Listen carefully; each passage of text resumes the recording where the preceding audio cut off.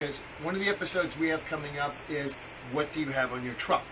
So we're going to talk about some tools that you have with you to get this going. So tell me about what you got here and what you do with them. Well, everybody needs a multimeter. You always use a multimeter for everything from continuity to your voltage and your amperage also. This meter will do all three. And by the way, amperage is the biggest issue we run into on low voltage side, is the ability to check that current. And then the basic tools, we've got what we call in the industry a tick stick, and it just lets you know if there's power on a cable. Some of these will go all the way from 5 volts to 1,000 volts.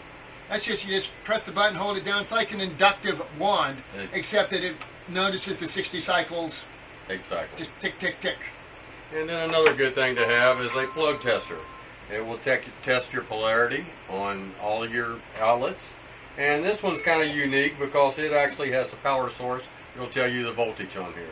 That is a great feature because, as you and I have noticed in the past, you don't always get the voltage you think you've got. We might be at 104 or 105 volts, and that's not good for our equipment.